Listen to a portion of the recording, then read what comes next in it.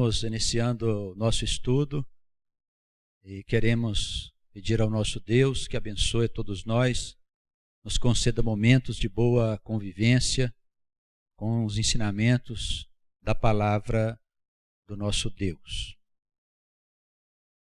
Hoje vamos examinar a questão 69 da apostila para iniciantes. Como tem visto os irmãos, é importante considerarmos que os ensinamentos contidos nesta apostila não são ensinamentos comuns encontrados nas religiões. Nós estamos olhando para as Escrituras sob um novo ponto de vista, sob o ponto de vista da eternidade das almas, de que elas são os habitantes dessa criação. Falando especificamente aqui, habitantes do nosso mundo. Que as almas, elas nascem, vivem a sua experiência de credenciamento para se tornar uma alma mais civilizada, e ela, depois de um certo período, morre fisicamente, passa uma temporada na eternidade e volta a nascer de novo, animando outros personagens. É um ponto de vista diferente do ponto de vista tradicional, mas que em momento algum ou em nenhum ponto está em contradição com as Escrituras sagradas. Por isso, para nós estudarmos esta apostila, se faz necessário deixarmos de lado aquilo que aprendemos ou ouvimos falar nas igrejas tradicionais, porque aqueles ensinamentos não têm nada a ver com esses aqui. Tá bem? A questão 69 da nossa apostila, ela trata da existência do povo de Deus, se ele estaria restrito somente àquelas pessoas que frequentam as igrejas cristãs. Em primeiro lugar, nós precisamos fazer aí algumas considerações, porque sabemos que o povo de Deus é o Israel bíblico.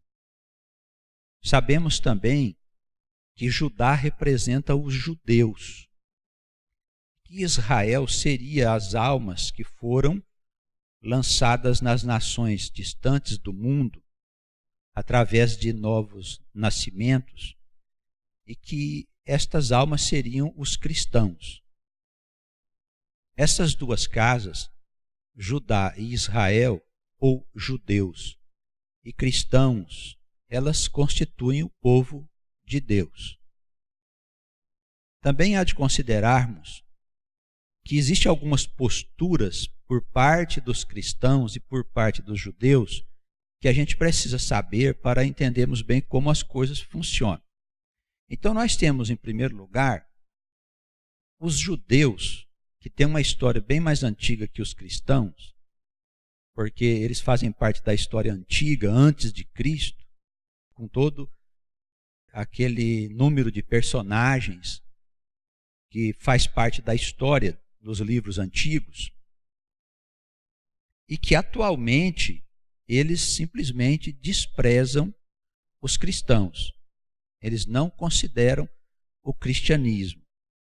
Temos, em segundo lugar, os cristãos que desprezam os judeus e que acham que os judeus desobedeceram a Deus e acabaram, assim, colocando o Senhor como um crucificado, e por isso Deus teria abandonado os judeus e escolhido um novo povo, que seriam os cristãos, para ele construir o seu reino na terra ou salvar o seu povo. E temos ainda uma terceira variante, que são cristãos que acreditam que eles vão converter os judeus ao cristianismo, para que os judeus possam ser as testemunhas do Senhor no tempo do Apocalipse. Esse pensamento leva aos cristãos concluírem, esses cristãos evangélicos, que quem vai sofrer as perseguições no fim do tempo seriam os judeus, e eles seriam arrebatados aí para o céu e ficaria tudo bem para eles e bem difícil para os judeus. Evidente que nós estamos diante de 3 situações que parece que não são verdadeiras. Uma vez que os judeus desprezam os cristãos e os cristãos desprezam os judeus, há uma coisa errada com os cristãos e com os judeus. E essa terceira via aqui, que são os cristãos que pensam que vão converter os judeus ao cristianismo, é uma via bem fora da realidade. Porque sabemos que os judeus, eles não se importam de maneira alguma com os cristãos. Eles acreditam que os cristãos têm liberdade para fazer o que eles quiserem em termos de fé, mas eles têm as suas bases bem estabelecidas de fé e de confiança. Então, parece, a nosso ver, que não existe uma verdade estabelecida em nenhuma dessas posturas. A nosso ver, tanto os judeus como cristãos estão certos por um lado, porque pensam ser povo de Deus, e estão errados por outro, pelas posturas equivocadas que assumem um diante do outro. Não existe a ideia de que eles sejam um povo só. Esta ideia está sendo concebida aqui na nossa comunidade, e vem sendo revelada para nós desde o ano de 2015, que nós começamos a receber um chamado do Senhor para que nós apresentássemos essa imagem de um povo dividido, que são os cristãos e os judeus, que o Deus de Israel deseja ajuntar durante os eventos apocalípticos ou logo após, quando o reino de Deus será estabelecido. E por que isso acontecerá no período apocalíptico? Porque essas convicções religiosas, tanto de cristãos como de judeus, elas são muito fortes. E elas não podem ser quebradas por ninguém. São espíritos que se formam ao longo da história e que são muito difíceis de serem quebrados, para que as pessoas que estão envolvidas por eles possam receber uma ideia nova, um novo pensamento, um novo conceito capaz de ajuntar as coisas que estão separadas. É necessário, pois, que se faça uma semeadura desses novos conceitos, desse novo pensamento, tomando como base agora não a ideia de que um povo escolhido depende de uma origem biológica ou de uma escolha feita em detrimento das outras nações e povos, para entendermos que as almas são eternas e que todas as almas um dia terão ocasião de encontrar a sua salvação, seja nesse tempo, neste lugar ou em outro lugar da criação, porque todas as almas são filhas do eterno Deus. E temos na Terra um número bastante variado de tipos de almas, mais adiantadas, em melhores condições de entender as propostas de Deus, outras em condições mais difíceis, quase sem nenhum tipo de pensamento relacionado com o Deus de Israel. As concepções religiosas são muito variadas, e seitas que se multiplicaram, e culturas, e, enfim, é uma grande Babel, uma grande confusão em torno desse mundo. E isso precisa, evidentemente, ser unificado. E para que isso aconteça, é preciso que haja no mundo um transtorno considerável, capaz de abalar as convicções religiosas, tanto de judeus quanto de cristãos, e de outros que anunciam outras verdades, sejam elas quais forem, porque Deus está por trás de todas as coisas, não é?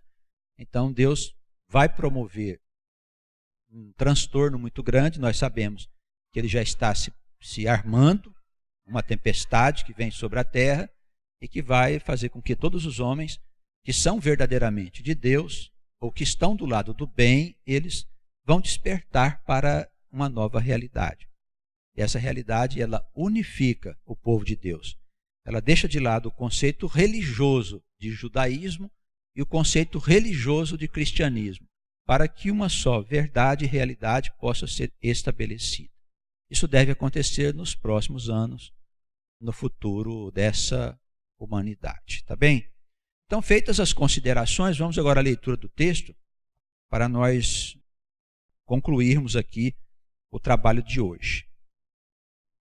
Questão 69. Na atualidade, o povo de Deus está restrito às igrejas cristãs? De modo algum. Considere como sendo o povo de Deus as almas que estão na casa de Judá, que são os judeus, e as ovelhas perdidas, que são os cristãos, também denominadas por Israel. Isso está nas profecias da história antiga, nas profecias que foram antes de Jesus. Deus escolheu um dos seus rebanhos. Por que um dos seus rebanhos? Porque todas as nações que existem na face da terra são nações criadas por Deus. É claro que o Japão, a China, a Índia, a Austrália, todas as nações do mundo, existe ali a presença de Deus trabalhando para a edificação do futuro. Embora pelas culturas que se desenvolveram nesses lugares e as raças primitivas que nasceram ali, as seitas e religiões possam ser um pouco diferentes em relação àquilo que anuncia Israel, todas essas nações, todos esses povos, eles são constituídos por Deus, são rebanhos.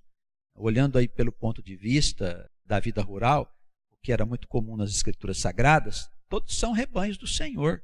Não tem nenhum povo que, esse povo aqui não é de Deus. Todos os povos são de Deus e todas as coisas são de Deus. E todas as coisas foram criadas e são gerenciadas pela mente de Deus. Não podemos imaginar que alguma coisa fugiu do controle de Deus. Quem pensa assim é que não conhece as Escrituras mais a fundo. E existem muitas pessoas, e doutrinas, e seitas, e religiões que utilizam as Escrituras para sustentar as ideias das suas religiões. Mas não aprendem com as Escrituras. Nós precisamos aprender com as Escrituras, para que a gente tenha acesso ao conhecimento que não está nas letras, para poder entender o mecanismo de tudo, como funciona. Não adianta pegar uma passagem ou outra e dizer, isso aqui está na Bíblia e nós acreditamos assim, desse jeito, aqui na igreja. Não basta isso, é necessário a gente entender os escritos sagrados como um conjunto de ensinamentos harmônicos, tanto os livros do Antigo Testamento quanto do Novo Testamento. Eles são um conjunto só de ensinamentos. É claro que existem limitações quanto à tradução, quanto a interpolações, quanto a algumas coisas que podem ter sido inseridas dentro de algum livro. Mas isso é de conhecimento dos estudiosos. E de modo algum, essas situações, elas lançam descrédito nas Escrituras. Quem pensa assim são pessoas que não sabem como funciona a ciência que constitui estudos sobre as Escrituras Sagradas. Mesmo com essas pequenas diferenças e considerações, nós percebemos que as Escrituras Sagradas, elas são um conjunto de livros que trazem uma mensagem a respeito do reino de Deus. Hoje eu tive a oportunidade de conversar pela manhã com a testemunha de Jeová que bateu lá na porta da minha casa, né? E ele me falou uma coisa que é verdadeira. Ele diz assim, o senhor sabe se tem alguma religião que anuncia o reino de Deus na terra? Ele fez essa pergunta, né? Ele disse, olha, eu não posso dizer que nós somos uma religião, nós somos de uma comunidade chamada Povo de Deus e nós anunciamos o reino de Deus na terra. Mas eles estão certos, não existe nenhuma religião que anuncie o reino de Deus na terra. O reino de Deus sempre é no céu. Não é? Mas as Escrituras não dizem isso. Esses conceitos foram inventados pelos homens. Os homens é que criaram isso. Eles leram aquilo que eles quiseram. E criaram esse pensamento de que o reino de Deus é lá com Deus. E, na verdade, as Escrituras como um todo anunciam que o reino de Deus será estabelecido na terra. E será um reino eterno. Nós temos que anunciar esse reino. Nós que somos o povo de Deus.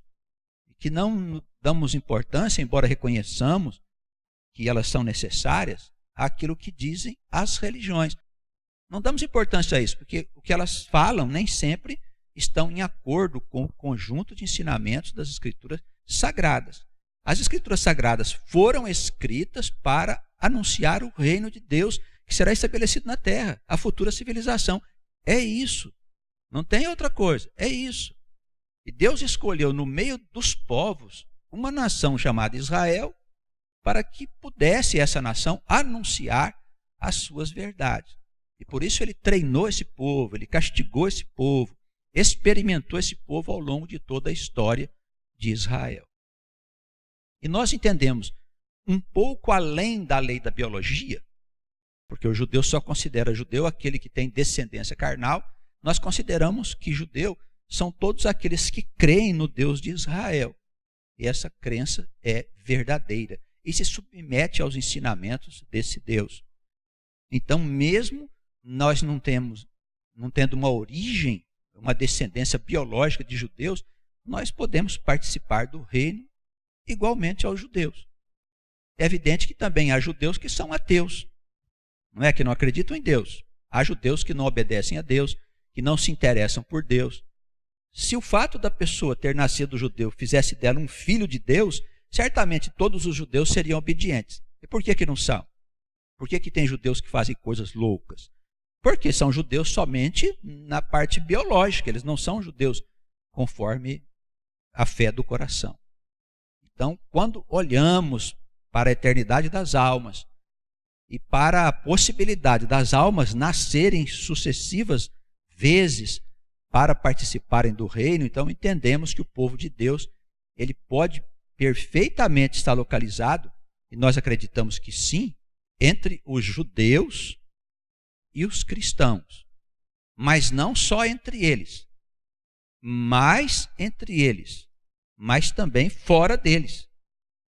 Seria temeroso nós acreditarmos, nós que cremos na lei do renascimento sucessivo, que Deus não poderia colocar uma alma de um judeu, uma alma do povo de Deus, lá num país como é a Índia, como é a China, como o Japão, como outros grandes países, aonde se desenvolveram religiões que dão sentido àquelas vidas.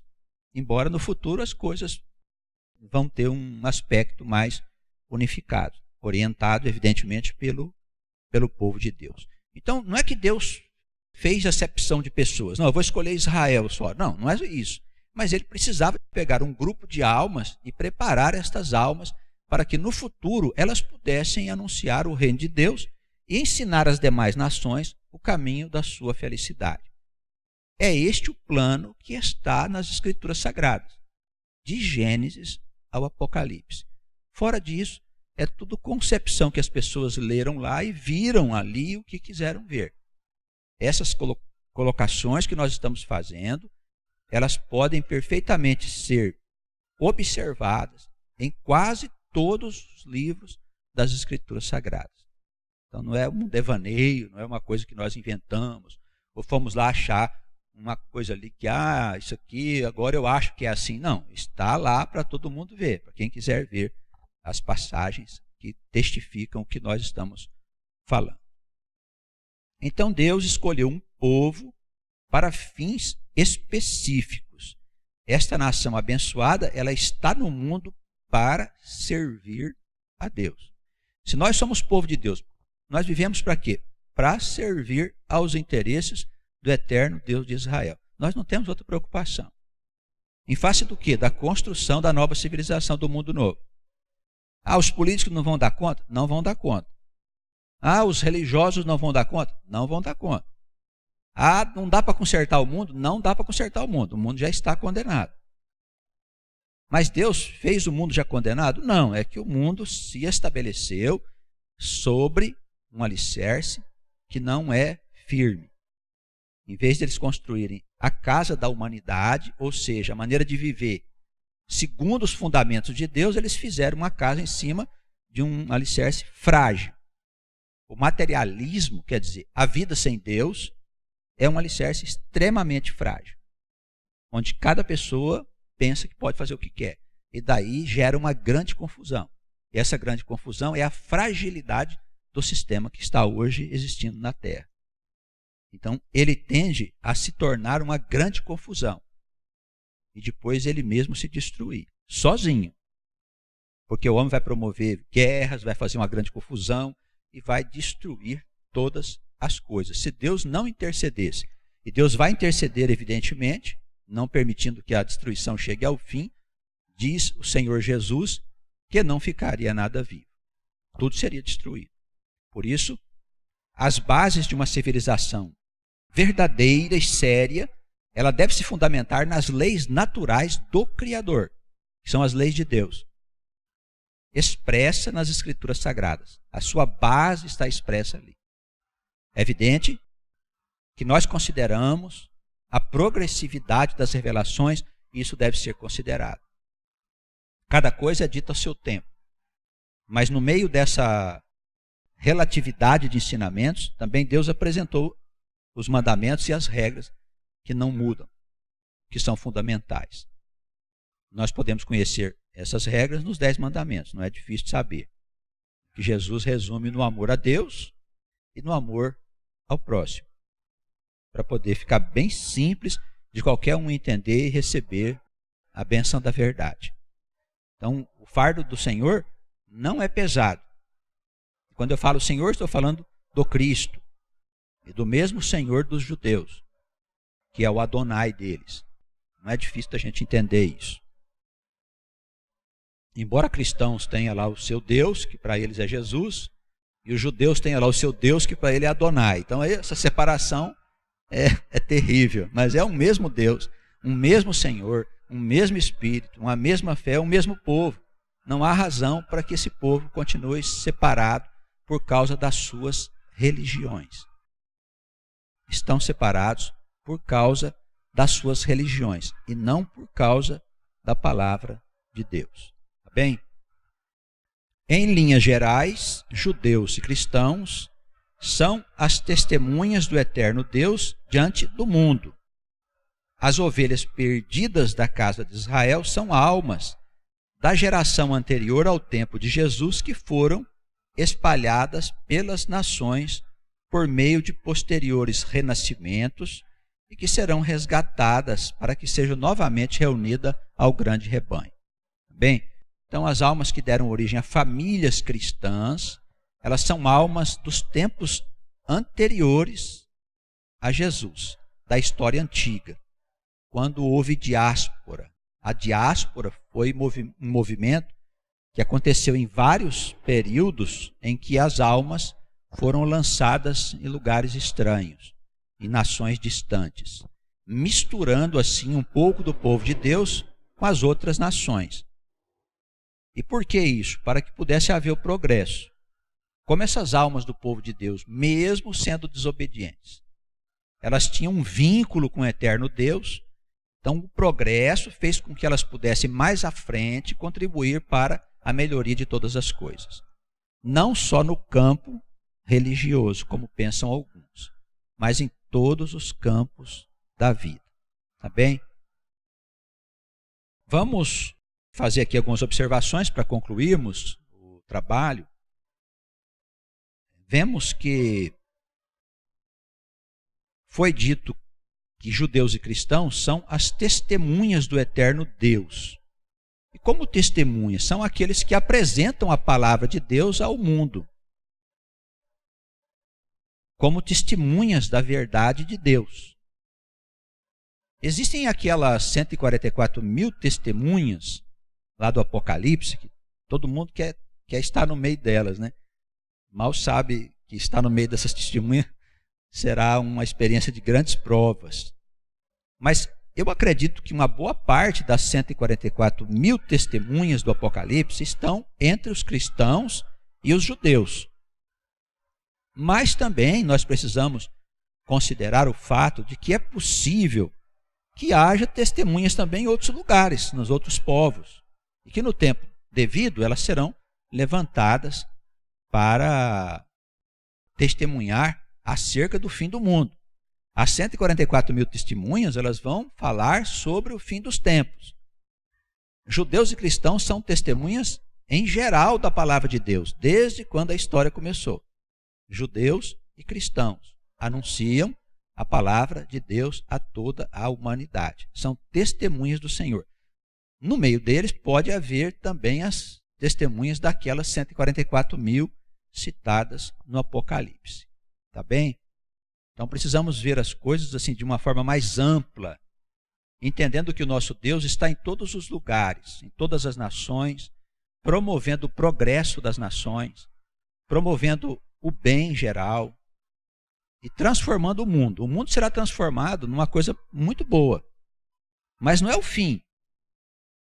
Algumas religiões pensam que quando vier a transformação, o paraíso será estabelecido num piscar de olhos. Isso não é verdade. O paraíso será produto do nosso trabalho. E alguns pensam até que as pessoas que viverem lá não vão morrer mais. Não, as pessoas vão continuar morrendo, nascendo, vivendo e morrendo. Isaías diz que vão morrer de 100 anos. É evidente que a morte vai ser só morte física, que é comum à natureza da criação. Todas as coisas vivas, elas nascem, vivem, morrem e nascem de novo. A vida e morte é o dinamismo da própria criação. Funciona desse jeito a obra de Deus. Se nós observarmos, está em todas as coisas, em todos os lugares. Somos, assim, testemunhas do eterno Deus para anunciar as coisas que o povo precisa saber, as nações, para que elas possam um dia ter também a sua própria paz e felicidade. E o povo de Deus, caberá a esse povo, a essa nação escolhida e treinada e preparada para isso, instruir os outros povos, mostrando para eles o caminho da felicidade. É claro que os sistemas políticos, eles serão gradualmente substituídos por uma outra ordem de coisas. Chamamos isso uma nova ordem. Não vai ser ordem financeira nem nada. Vai haver uma nova ordem financeira, mas como o último suspiro do sistema na Terra. Mas não estamos falando disso, não. A nova ordem que será estabelecida é em relação à maneira de viver do homem. O homem vai deixar de andar por esses caminhos obscuros criados pelas doutrinas humanas, para andar segundo os ensinamentos do Deus de Israel. Então o mundo terá paz e será uma paz definitiva.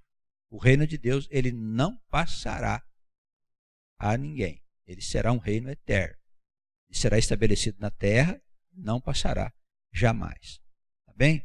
Até que o mundo tenha fôlego, né? Porque a terra também tem uma durabilidade. Acreditam que tem uns 5 bilhões de anos para frente, mas convenhamos que é um tempinho considerável. Não é? Então a humanidade vai ainda desenvolver muito o seu conhecimento em termos espirituais, em termos de tecnologia e tudo mais. Tem amadurecimento sobre a vida, coisas que a gente nem consegue imaginar. Mas o reino de Deus é algo maravilhoso. Só mesmo o Deus de Israel pode nos dar a graça de viver nessa experiência tão duradoura e tão agradável que é viver no reino de Deus. Tá bem? Lá não tem fome, não tem miséria, não tem desgraça, não tem esse descontrole climático louco que nós estamos vivendo hoje, onde chove, parece que cai um mundo de água, né, despeja ali. A gente vê chover em 2 dias, às vezes em um dia, o que choveria no mês inteiro, em um determinado lugar. Então, o clima está muito descontrolado, prenunciando dias muito difíceis para a humanidade. Ainda o comércio está funcionando, internacional, permitindo alimentar os países que não têm comida. Mas pode, uma hora para outra, se houver uma mudança climática muito intensa, os países podem começar a preservar os seus alimentos.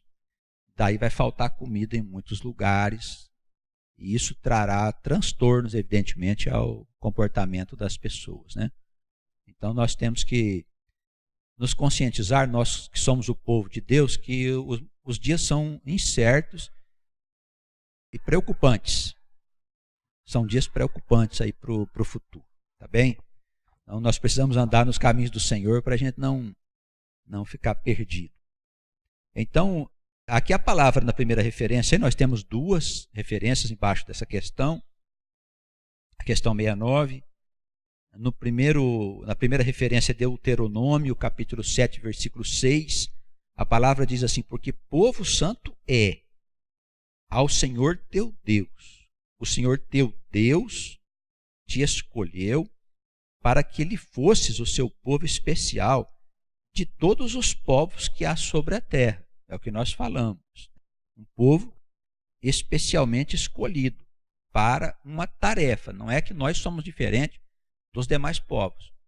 Nós somos diferentes porque ele escolheu a nós para fazer o serviço. É isso. Mas, em tese, ele poderia ter escolhido um outro povo. Mas ele escolheu esse, que somos nós. O que quer o Deus de Israel? Que tenha um povo só que vá mandar em todos os povos? Absolutamente. As Escrituras não dizem isso.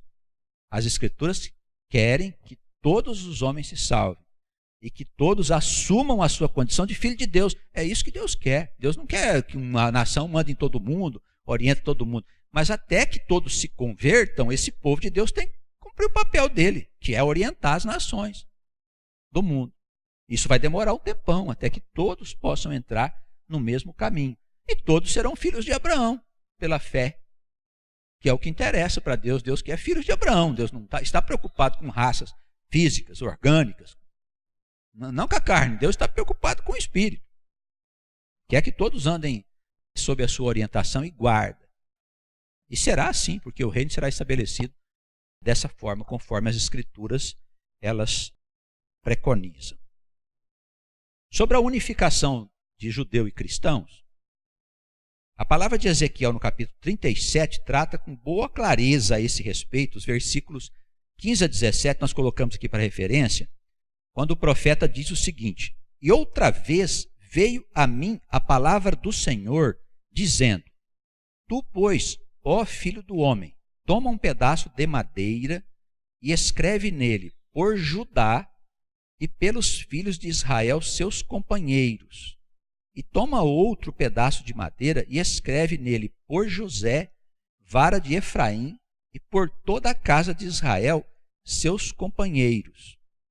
E ajunta um ao outro para que se unam e se tornem uma só vara na tua mão. Então, quem que é José? Nós lembramos que ele foi o primeiro que casou com uma menina que era filho do sacerdote egípcio, né, do Potífera. Azenate chamava a menina. Ele casou com ela e começou a ter filhos misturados com outra raça. Então José simboliza essa mistura do povo com outras raças. Começou lá no Egito. Aí depois nós temos o episódio aqui na frente da Samaria, onde o Israel, as 10 tribos do norte, foram levadas como escravos. Eles desapareceram, misturaram com outras raças e outras famílias, gerando descendência desse ramo dos judeus lá de trás. Na época eram os hebreus ainda. Os judeus, essa expressão nasceu depois da Babilônia. Judá é conhecido como os judeus. Então, é bem bíblico esse ajuntamento das almas que foram lançadas nas outras nações. Então, quando ele fala que filhos de Israel, seus companheiros, e fala a casa de Israel e seus companheiros, ele está falando do quê? Da descendência de José, que seriam os cristãos, e a descendência dos judeus, que seriam de Judá, que seriam os judeus. Então ele está falando de dois povos que precisam ser unidos, unificados. Os judeus vão aceitar Jesus como Salvador. Os judeus vão aceitar Jesus como Messias, não como Salvador. Porque o judeu não precisa de salvação, ele tem a via de salvação dele. O apóstolo Paulo deixa isso claro na sua doutrina, nos seus ensinamentos. O judeu se salva porque crê em Adonai. O que salva é a fé, não é a pessoa de Jesus que salva. Quem é Adonai? É o Senhor. Quem é o Senhor? É a imagem de Deus. Entre os judeus, é alguém que ele chama de Senhor. A palavra Adonai significa Senhor. Entre os cristãos, foi Jesus que os cristãos chamam de Senhor. Mas é um mesmo Senhor, um mesmo Deus, uma mesma salvação, não é diferente. Você não se salva porque está nessa igreja ou naquela igreja, ou numa sinagoga. Você se salva porque crê no Deus de Israel. É isso. Desse jeito, nós universalizamos o nosso Deus. Quer dizer, é um Deus de todos os homens. Agora, se tem um Deus de judeu, um Deus de cristão, aí fica uma coisa esquisita. Não, Deus só quer que todo mundo vire cristão. Não, Deus quer que todo mundo vire judeu. Não é? Será que judeu e cristão não estão um pouco equivocados quanto ao que eles pensam que é a vida e o propósito do grande Deus? Será que eles não pensam que eles estão equivocados? Eles não pensam. Os cristãos acham que todo mundo deve ser cristão. Os judeus acham que todo mundo deveria se tornar adepto do judaísmo, para andar nos caminhos do Deus de Israel.